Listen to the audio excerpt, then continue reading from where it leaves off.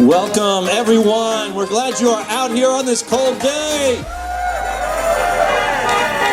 to raise up our voices, to speak in the midst of this time, and to remind this nation of what we are and what we long to be.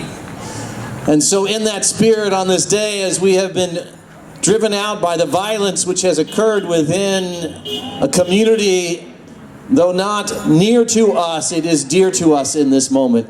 We'd like to invite any who wish to come over a little bit and join us close by. We're going to have a few words said by a few different folks, and then we're going to go back to the street and make our voices heard and make ourselves seen. If you wish to join us and be a little closer, we invite you to. If you wish to remain at the street, you're certainly welcome to do that as well.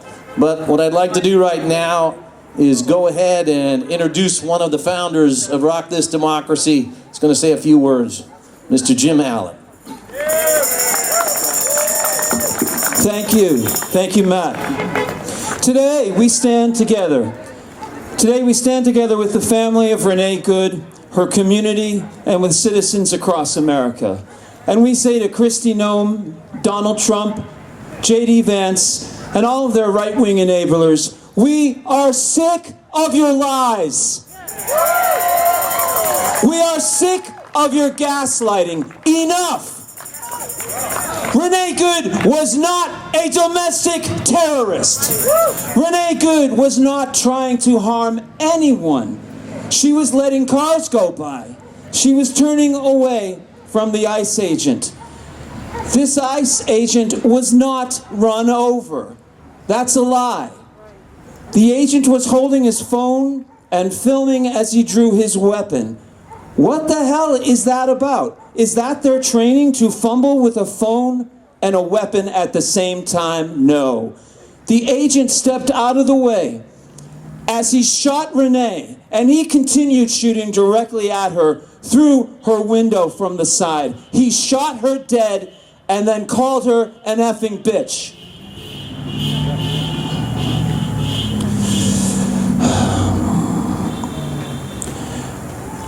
The entire ICE patrol then denied Renee medical attention for 6 minutes despite the presence of a physician on the scene. This is murder. This ICE agent does not have absolute immunity. His actions were wildly outside the documented policy of ICE protocol. His actions were not reasonable. And why no body camera?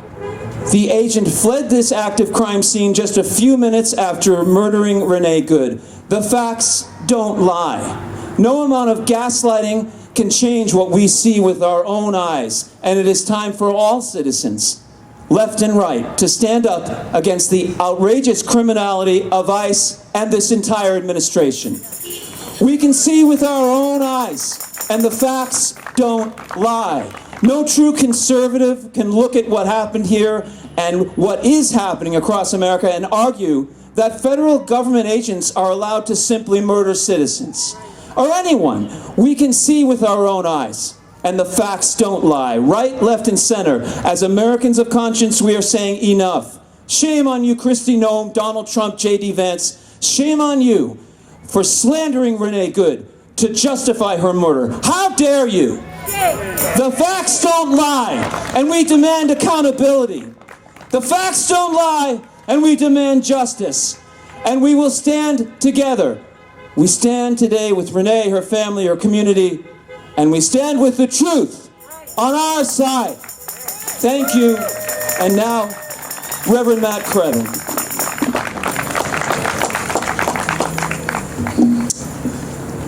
I don't know about you, but I learned about the Constitution on Saturday mornings when I watched Schoolhouse Rock. And that's how I learned the preamble of the Constitution.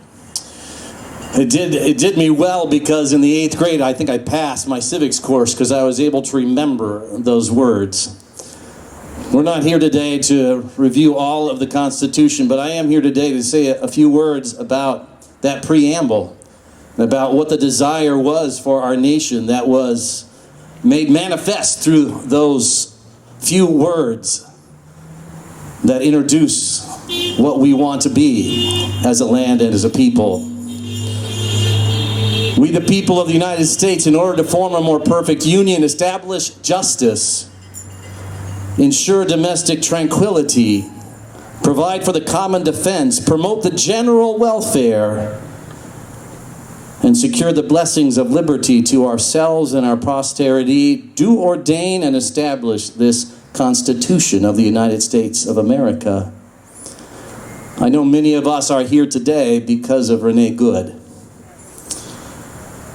We are here because we want to continue to be a nation that establishes justice. We are here to offer our collective cry for justice to rain down like righteous waters throughout the land.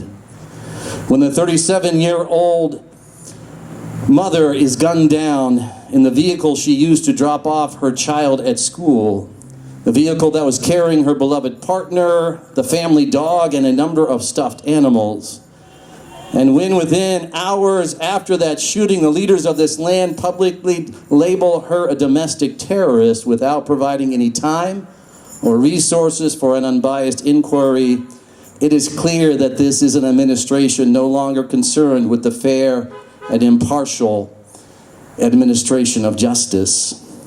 We remind all our fellow citizens of this land that if our leaders are willing to callously and flippantly label a 37-year-old mom a domestic terrorist, then how much longer will it be before they are willing to label you or me or anyone else who dares to challenge the status quo a terrorist or a radical something else, and to justify the use of state-sanctioned violence to intimidate or silence any and all of us? And we declare with one voice that they must cease and desist. And I ask you to say that with me. Cease and desist. Say it again with me. Cease and desist. Ensure domestic tranquility as ICE roams our cities and our communities, searching schools, churches, and places of work and leisure, wearing masks, often refusing to identify themselves, tearing mothers from their children's arms, removing people out of state, often under the cover of darkness and without any public accounting of due process, threatening citizens practicing their First Amendment rights, then we come here today to proclaim that there is no domestic tranquility across the lands of our beloved nation. Indeed, we will remind those who would disagree with us that the first violent killing in the city of Minneapolis this year took place when Renee Good was shot and killed by agents of the federal government. Minneapolis was a safe place until agents of the state shot a woman on the street. This tragic moment in the city of Minneapolis crystallizes the truth that this current administration's immigration policies and practices have not been making any of our communities safer or more tranquil, but rather are bringing a reign of fear and violence. And as citizens of this land, we raise our voices on this day and declare that this current administration's practice based on fear, hatred, and injustice must end. We declare with one voice that they must what? Cease and desist. Provide for the common defense. When federal officers no longer make public safety of all people, regardless of political belief, race, sexuality, gender, or immigration status, their number one priority, they have ceased to carry out their primary obligation to care for our common good, the common good of all peoples in this land. When this administration seeks to divide us one from another, to designate certain kinds of people, particularly the vulnerable and the powerless, as threats, so it can treat them inhumanely, then they are no longer honoring their constitutional obligation. They have also failed in their basic human obligation to love their neighbor as themselves. And on this day, we call on this administration to cease and desist, to promote the general welfare. After a year of this current administration's practices, it is clear that the general welfare of our nation has been frayed and diminished. As a society, the ongoing practices of this administration, particularly with regard to the Department of Homeland Security and ICE, has put the collective status of our body politic into the state of cardiac arrest. We are dying of heart failure. More and more of our citizens are accepting the callous mistreatment of their fellow human beings near and far. We were driven out today into this place by the slaughter of a 37-year-old woman in Minneapolis, a citizen of this land, a beloved partner, a caring mother, a committed and compassionate neighbor. But we come as well aware that there are many other of our neighbors who have been caught up in the destructive and inhumane practices of this current administration. We come mindful of many whose names we do not know, who have lost life or loved ones, who have been mistreated, abused, neglected. We proclaim on this day that their collective sorrow and suffering shall not be ignored either. We commit ourselves to be agents of healing and restoration to the heartbrokenness that is spreading across the lands.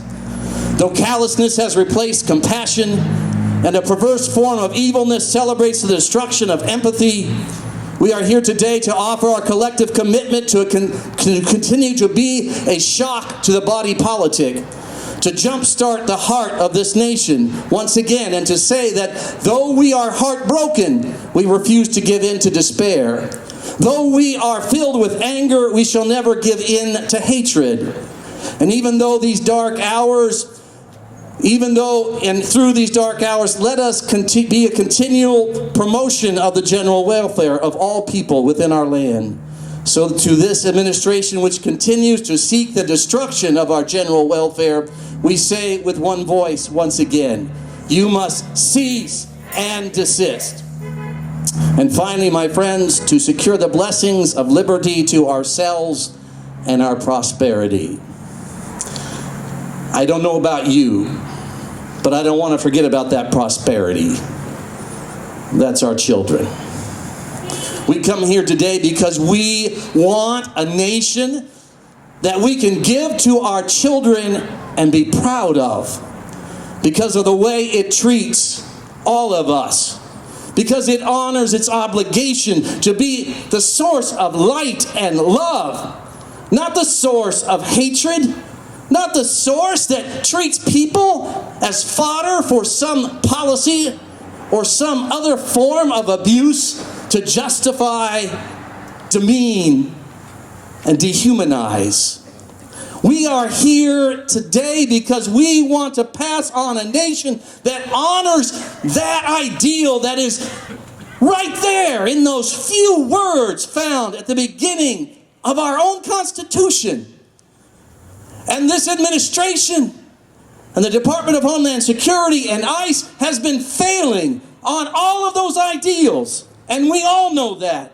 And anyone who is honest enough, whether they are conservative or centrist or liberal or progressive or any other name that this administration may choose to call you, knows that. And so we are here to say we have had enough of that. But we are not going to live with that anger. We're going to live with that desire to say, we know that there is somewhere else that this nation can go to. Not to a place of destruction, not to a place of division and hatred, but rather to a place where we live the promise that has been enshrined in those few words that were created so long ago and yet still can come to life in us. That we believe we can create a nation worthy of our children. So let us commit ourselves on this day to do that. Not to give in to the destructive forces that want to destroy this nation as well. But rather let us uplift so that when our children talk about this day, the day when you, whether you got a grandchild, a child of your own, or kids that you're adopting because you care enough about this nation to say, I want all those children to have a future. I want those kids to say on that day, in that place, this ragtag old bunch of folks from Newtown said, we are not going to be this kind of nation anymore. We're going to be something new. Let us be that nation. Let us continue to stand up and fight. Thank you all.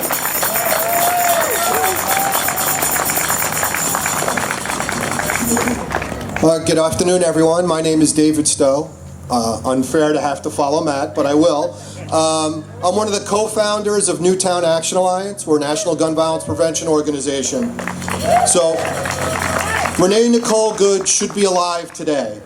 Newtown Action Alliance condemns this government-sanctioned ICE killing and warns that militarized enforcement is a gun violence issue. When you look up the definition of domestic terrorist, you see that it is an individual or group committing violent criminal acts within their own country, driven by domestic extremist ideologies, political, religious, social, racial, or environmental, to intimidate civilians or influence government policy without foreign direction. Key aspects include U.S.-based motivations, violation of U.S. law, and goals like affecting government conduct through mass destruction, assassination, or kidnapping. This definition clearly describes the actions and statements of ICE, Kristi Noem, Trump, Vance, and others in this repressive and totalitarian administration. Renee Nicole Good, a 37-year-old mother, wife, daughter, poet, U.S. citizen, and hero, is the furthest thing from a domestic terrorist. Based on all publicly reported information, available video accounts, there are serious questions about why lethal force was used and whether it was necessary. From everything that I've seen, there is zero justification for this use of force.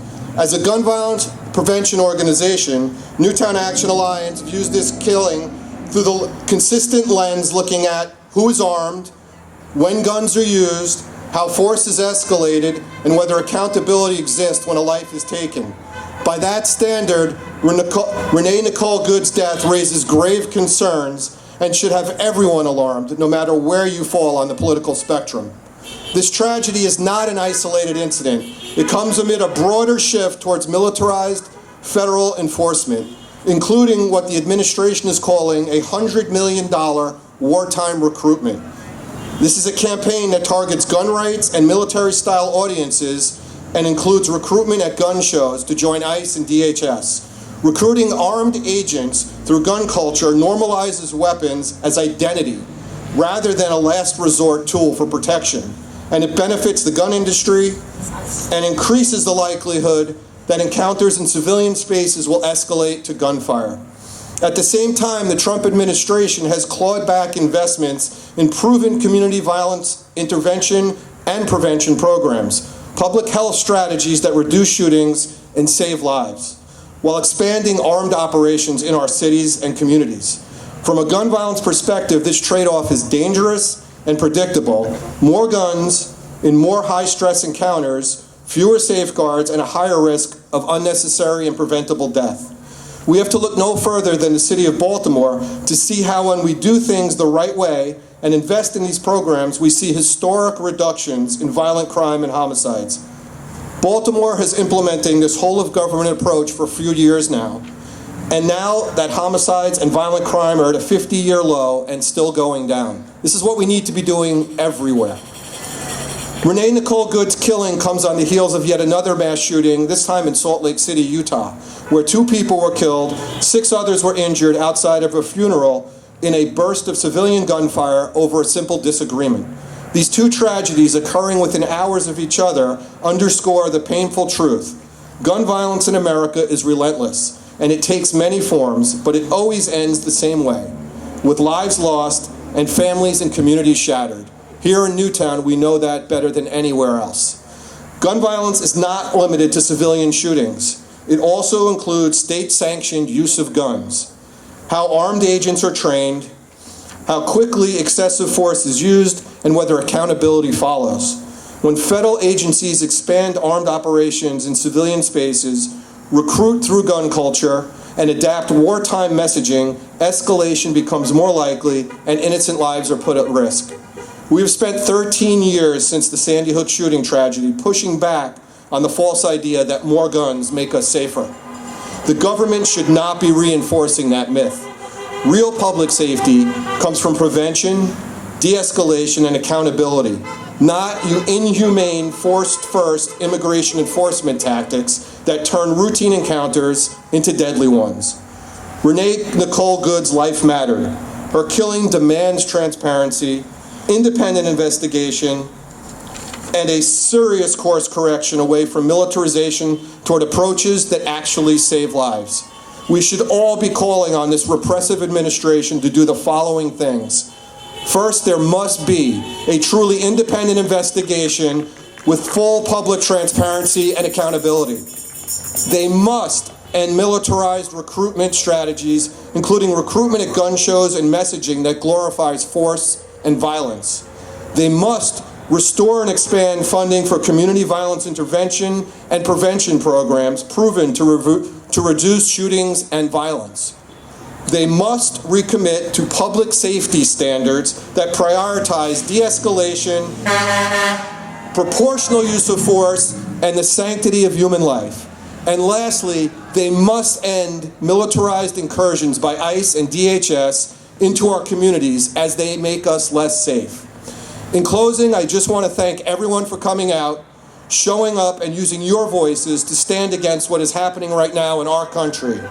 And I want to ask everyone to continue to do so in a loud but peaceful manner, and get your family, friends, co-workers, and everyone else that you know.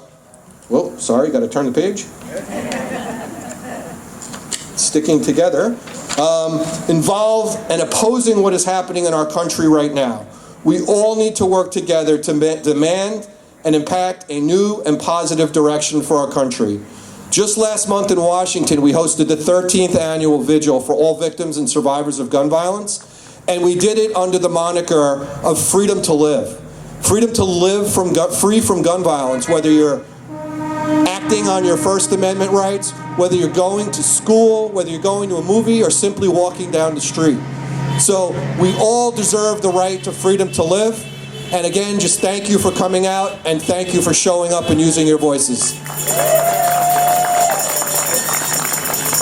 And now I'd like to introduce Senator Julie Kushner. Sorry. Well, I'm from far away over in Danbury, so not everyone here knows me, but I do see a lot of people that I know. And I came to Newtown today because I heard about this gathering, and I feel this is a moment when we have to be together. We have to be in spaces where we are with other people who are horrified by what's going on in our country right now. I was in Ridgefield the other night. It was a small group the day after Renee Nicole Good was killed, and it was really important for us to be together. I don't have a speech. I don't have words half the time to think about what's going on here in our country. I never imagined that it could be this bad. I mean, I've lived through a lot, and I've seen a lot, and I'm aware that there's a history in our country of violence, and there's a history of discrimination and bigotry, and horrific acts have taken place against communities and groups of people. And that is the history of our country. But there's always been a history of progress as well, where we have begun to fight back and move forward against those things, and seen, the civil rights movement, the women's movement, the anti-war movements, all of those movements that seem to be a country moving forward. And what I'm feeling now is that we're not just going backwards, but we're going back in a very dark way.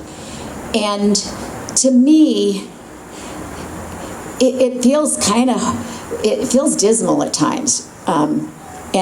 And to me, the only thing that can get you out of that is to be together and to stand up against these things, and to organize and to be part of a movement. And that's what you're doing here today. That's why I'm here today, because that's what gives us hope. That's what gives us the energy to keep fighting. We can't give up. That is not an alternative. You can't give up, because if you give up, you can't even imagine what would come. Now, people have come up to me a lot and said, what can the state do? And I can tell you we're talking about that. I know the Attorney General has something like 40 cases against the federal government right now. And if there's a case to be made against the federal government, I have confidence that he's going to do it, because that's the kind of person he is. But I think we also have to look at what can we do legally to pass laws that will help protect us here, and look at what other states are doing. And I can tell you that the Senate Democrats, we were meeting that very next day, and we were talking about those things, and we will look at what can be done.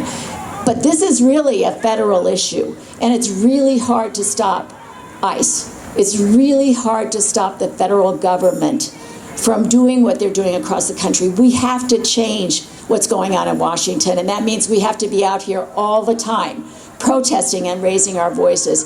I think the thing that's the most disturbing, and I wish I could be more inspiring today, but I don't know, it's not where I'm at. I am about fighting back and standing up and being together. But when I think about the people that have looked at those videos, and now there are multiple videos, and they don't see what I see, that's what I don't understand. And one of the things I heard this morning in a report was that part of totalitarianism is forcing people to think something different than what they're seeing and what they know is truth. And that is what is the scariest thing to me today. It's the people that some of whom we know that are seeing the same thing we're seeing, and they're telling the story that Donald Trump and Kristi Noem have told them to tell. And that is frightening, and that we have to fight against. So for me, I'm here, like so many of you, because every day, all day long, since really for months now, I have been so conscious and aware of the problems that we're facing in our country. And for me, it's important, especially as an elected official, to be here with others and show you that it does make a difference who we elect. It makes a huge difference. I listened to one of my colleagues from the House on the other side of the aisle just the other day say that he thought that she provoked this fatal action against herself, and I couldn't believe he was saying it. And this is a guy, I mean, I've had so many differences with him on so many levels, but to hear him say that is too disturbing to me. I feel like we have to get out here as elected officials and say that's not who we are as a country. There is one truth in what we all saw, and there's no debating. She was killed. She was murdered. Now, it's one thing, we know that there are oftentimes acts of use of excessive force, and it's a rogue officer, it's somebody without training. Those things have happened, can happen. But what's shocking is the federal government saying, oh no, she's a domestic terrorist.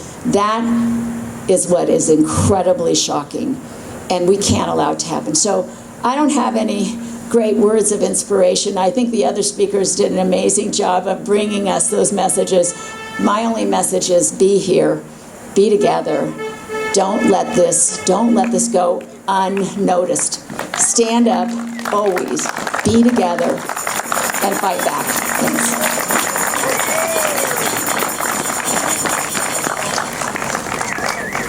Thank you, Senator Kushner. I've been asking for her for years to move to Newtown because we could use a representative in the Senate like her. Now, the murder of Renee Good was an avoidable tragedy. It was brutal, it was horrific, and unjustifiable.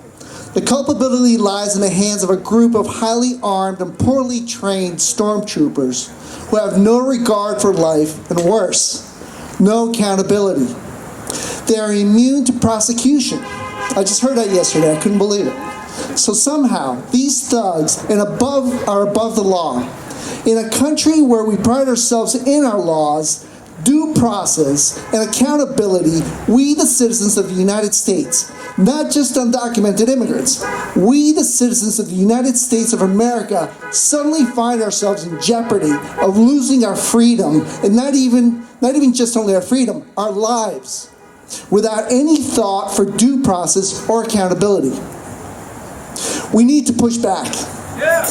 Push back hard for the sake of our rights and the rights of those who are more and more under threat and don't have a voice to protect them. Since our first Rochester Democracy gathering in February 2025, we have emphasized the need to get involved. Join local groups, the ACLU, and most importantly, make sure that you vote in every election. Whether local, state, or national, the way to stop the criminality and the violence of ICE, is beat them at the source. Representatives, local, state, and national, that sit back and do nothing while ICE terrorizes our communities have no business holding office.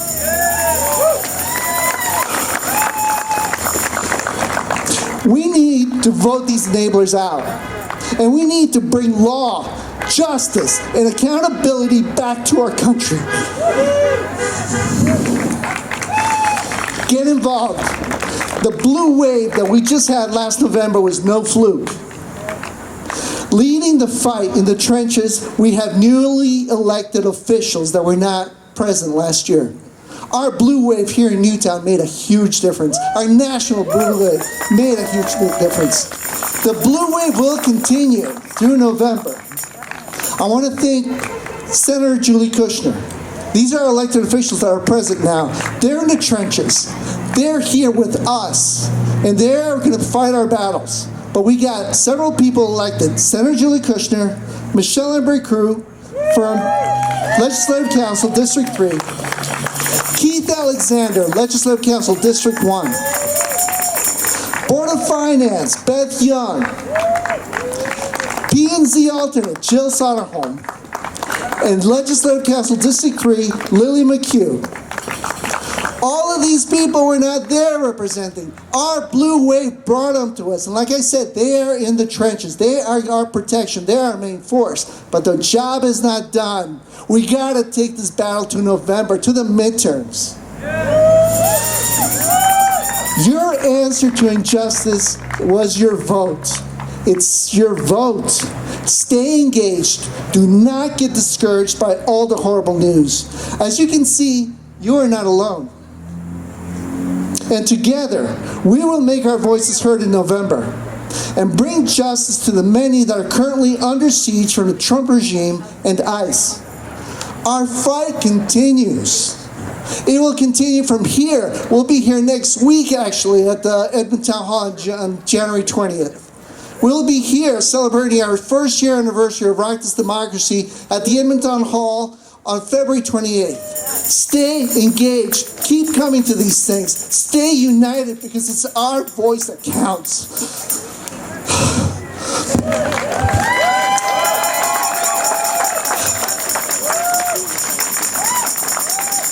And I just think that death,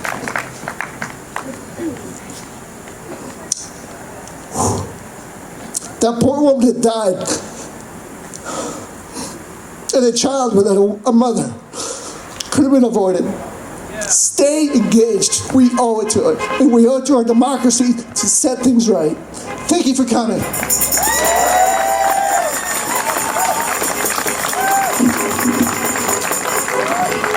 As Alex said, you can stay engaged. Vote. Number one, you can also be engaged through the ACLU. We also have ways to be engaged directly in the issue that has brought us out today, and that is ICE that is in our community, particularly in the Danbury area.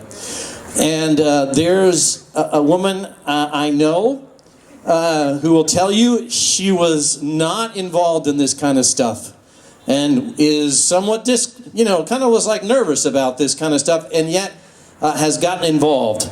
And is really nervous about even saying a few words here, but wants to say a few words because there are ways for you directly, right now, if you saw what happened in Minneapolis and say, I don't want that in my community, and I also don't want what ICE is doing in my community, there's ways to be involved with Danbury Immigrants Unite. And Sheila Cole is going to say a few words.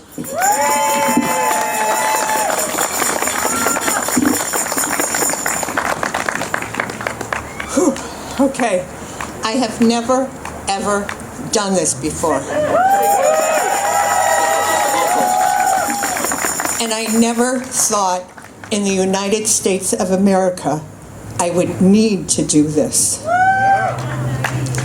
I became involved with an organization, a local organization, grassroots, Danbury Unites for Immigrants. I I see some friendly faces out there. I see a lot of friendly faces, but I see some doofy friendly faces. If anybody is interested, I have a QR code that you can scan. They do things like court accompaniment. So if someone is going for whatever, any reason at all to court, they can have people that will support them. They do rapid response, so they go out into the community. They look to see if there's ice. They notify the residents of the community, give them a heads up. They do family. I'm sorry. This is. Okay, you're all good. There's just so many different ways that you can get involved. You don't need to physically attend a meeting. They do a lot of meetings on Zoom. They're always looking for people to make phone calls to solicit for financial support. There's folks that agree to leave this country and go back to wherever they came from, and there's money that's needed to send them back. If there's anybody at all that's interested, I would love for you to take a picture of my QR code. I'd love to see you at the meetings. I would love to see everybody standing here become a part of this organization, because it takes a village, and we're that village.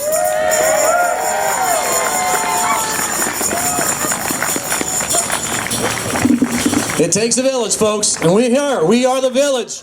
Don't look for somebody else. You are the village.